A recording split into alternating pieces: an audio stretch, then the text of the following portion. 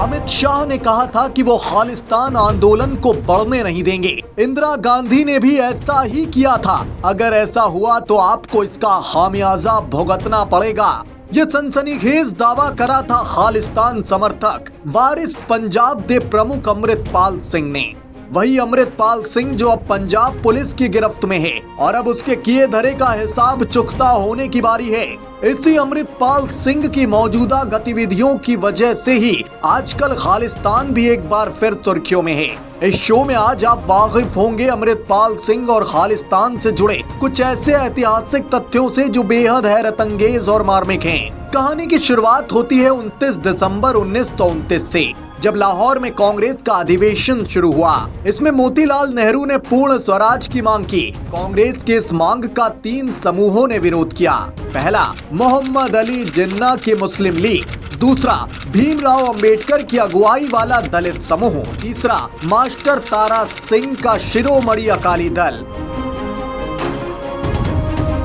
विरोध इतना बढ़ चुका था कि उस दौरान मोतीलाल नेहरू के खिलाफ तमाम अलग अलग शहरों में उग्र प्रदर्शन होने लगा। शिरोमणि अकाली दल वाले तारा सिंह ने ही सबसे पहले सिखों के लिए अलग राज्य की मांग की थी। आजादी के बाद भारत का बंटवारा हुआ और पंजाब भी 2 हिस्सों में बंट गया। पंजाब का एक हिस्सा पाकिस्तान में चला गया तो दूसरा हिस्सा भारत के पास रहा। इसके बाद अकाली दल ने सिखों के लिए अलग राज्य की मांग और भी तेज कर दी और 1947 में पंजाबी सूबा आंदोलन की शुरुआत की गई। अलग अलग शहरों में इस आंदोलन को हवा दी गई और इसी आंदोलन की आड़ में पंजाब के युवाओं को अलग राज्य के लिए उकसाया गया, खासकर सिखों को। 1948 की शुरुआत से ही ये पंजाबी सूबा आंदोलन या कहें खालिस्तान आंदोलन चरम पर आ चुका था।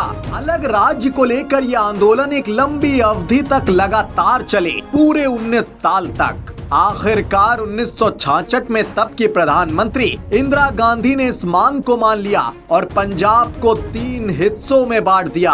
पहला, सिखों के लिए पंजाब। दूसरा, हिंदी बोलने वालों के लिए हरियाणा। तीसरा, चंडीगढ़। अब सवाल ये उठना लाजमी है कि जब इंदिरा गांधी द्वारा सिखों की ओर से उठ रही अलग राज्य की मांग स्वीकार कर ली गई तो फिर ये खालिस्तान आंदोलन कहां से आ गया? तो आपको बता दें कि ये खालिस्तान आंदोलन नया नहीं है। 1940 के कुछ दस्तावेजों में खालिस्तान शब्द का इस्तेमाल है। खालिस्तान मतलब खालसाओं का देश। माना जाता है कि मार्च 1940 में वीर सिंह भट्टी ने पहली बार खालिस्तान शब्द का इस्तेमाल किया था। उन्होंने उस वक्त ही कुछ टेम्पलेट छपवाए थे जिसमें सिखों के लिए अलग देश की मांग की गई थी। उन्होंने ये टेम्पलेट मुस्लिम लीग के लाहौर डिक्लेरेशन के जवाब में छपवाए थे। अब वापस उस तारीख पर आते हैं जब सिखों के लिए इंदिरा सरकार की ओर से अलग राज्य बनाने पर सहमति जताई गई थी। 1966 में अलग प्रदेश बनने पर कुछ वक्त के लिए शांति तो हो गई, लेकिन विरोध के स्वर अंदर ही अंदर उठ रहे थे। अलग प्रदेश बनने के बाद 1969 में पंजाब के विधानसभा चुनाव हुए। इस चुनाव में टांडा विधानसभा सीट से रिपब्लिक पार्टी ऑफ इंडिया के उम्मीदवार जगजीत सिंह भी खड़े हुए, लेकिन वो हार गए। चुनाव हारने के बाद जगजीत सिंह चौहान ब्रिटेन चले गए और वहां से खालिस्तान आंदोलन की शुरुआत की। 1971 में उन्होंने खालिस्तान के समर्थन में न्यूयॉर्क टाइम्स में एक विज्ञापन भी दिया और सिखों के लिए नया देश बनाने को लेकर लोगों से फंडिंग की मांग भी की। 1977 में चौहान भारत लौटे और 1979 को वापस ब्रिटेन चले गए। वहां जाकर उन्होंने खालिस्तान नेशनल काउंसिल की स्थापना की। इसके बाद चौहान ने कैबिनेट बनाई और खुद को रिपब्लिक ऑफ खालिस्तान का राष्ट्रपति घोषित कर दिया। उसने खालिस्तान पासपोर्ट, स्टैंप, यहाँ तक खालिस्तानी डॉलर भी जारी कर दिए। इतना ही नहीं, ब्रिटेन और यूरोपीय देशों में खालिस्तानी एम्बेसी भी खोल दी और साल 1981 तक आते आते खालिस्तान के तार अमेरिका तक पहुंच गए। एक्टिविस्ट गंगा सिंह ढिल्लों ने न्यूयॉर्क से खालिस्तान की मांग तेज कर दी और इसी दौरान भारत के पंजाब में बैठा जनरल सिंह भिंडरेवाला खालिस्तान समर्थकों की एक बड़ी टीम तैयार कर रहा था। उसकी ताकत लगातार बढ़ती जा रही थी।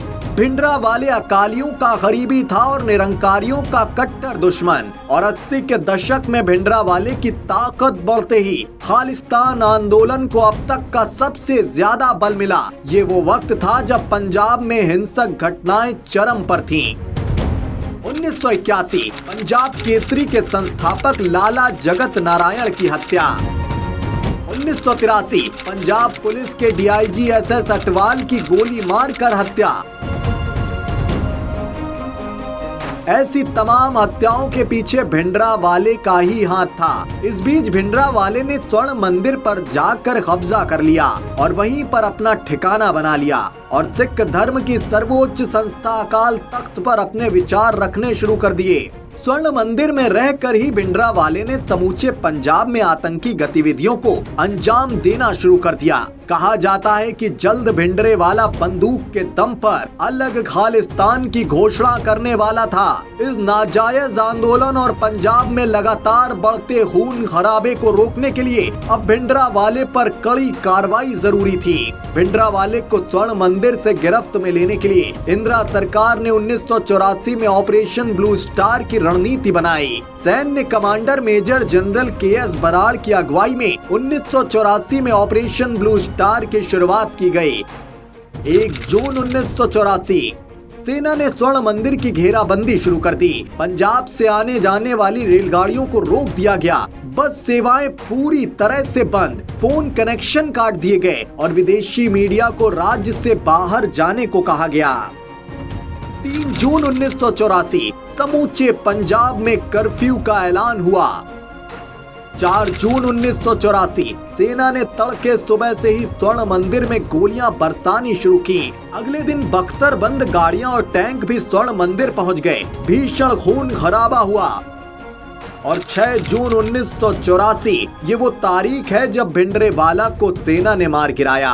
सरकारी आंकड़े जो कहते हैं उसके मुताबिक ऑपरेशन ब्लू स्टार में 83 सैनिक शहीद हुए थे और 249 घायल हुए। वहीं 493 चरमपंथी आम नागरिक मारे गए थे और 86 घायल हुए। वहीं 1592 लोगों की गिरफ्तारी हुई थी। इस ऑपरेशन के 4 महीने ही बीते थे कि 31 अक्टूबर 1984 को इंदिरा गांधी की हत्या उनके ही 2 सिख बॉडीगार्ड सतवंत सिंह और बेअंत सिंह ने कर दी। दोनों ने इंदिरा गांधी पर तड़ातड़ इतनी गोलियां बरसाई थी कि इंदिरा का शरीर शत विशत हो चुका था। इंदिरा की हत्या के बाद देश भर में सिख विरोधी दंगे भड़क गए। सरकारी आंकड़े कहते हैं कि अकेले दिल्ली में ही 2733 सिखों को मौत के घाट उतार दिया गया था। वहीं देश भर में 3350 सिख मारे गए थे। ऐसा भी आरोप लगातार लगता रहा है कि इन सिख विरोधी दंगों को कांग्रेस ने ही हवा दी थी। देश में सिखों के खिलाफ लगातार खराब होते माहौल के बीच जुलाई 1995 में लोंगोवाल और राजीव गांधी ने शांति समझौते पर हस्ताक्षर किए। लोंगोवाल उस दौरान सिख कम्युनिटी के मान्य नेता थे, लेकिन इस समझौते के बाद लोंगोवाल जैसे ही पंजाब लौटे, कट्टरपंथियों ने उनको भी मौत के घाट उतार दिया और 1985 से 1990 तक पंजाब में उग्रवाद चरम पर था। खालिस्तान की मांग को लेकर लगातार हिंदुओं को निशाना बनाया जाने लगा। कुछ अहम आतंकी गतिविधियों का जिक्र करें तो 23 जून 1985 को कनाडा से लंदन आ रही एयर इंडिया की फ्लाइट को हवा में ही बम से उड़ा दिया गया। 10 अगस्त 1986 ऑपरेशन ब्लू स्टार को लीड करने वाले जनरल AS वैद्य की पुणे में हत्या कर दी गई। खालिस्तान कमांडो फोर्स ने इसका जिम्मा लिया।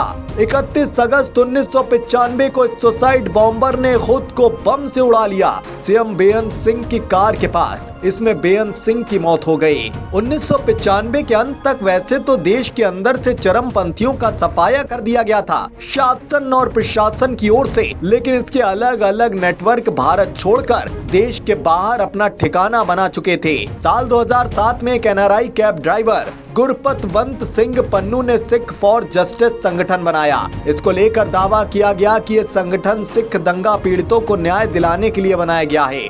इसी के चलते भारत सरकार ने साल 2019 में इस संगठन को बैन कर दिया था। बैन होने के बावजूद साल 2022 में इसी संगठन ने खालिस्तान का एक नक्शा जारी किया, जिसमें पंजाब के साथ साथ हिमाचल, हरियाणा, यूपी और राजस्थान के कई जिलों को भी खालिस्तान का हिस्सा बताया गया था। और अब ये दावा पुष्टि की ओर है कि अमेरिका से गुरपतवंत सिंह पन्नू, लाहौर से लखवीर सिंह रोडे के साथ मिलकर भारत के पंजाब से अमृतपाल सिंह खालिस्तानी गतिविधियों को अंजाम देते रहे हैं, जिसका समूचा नेटवर्क ध्वस्त करने के लिए एजेंसियां लगातार लगी हुई हैं।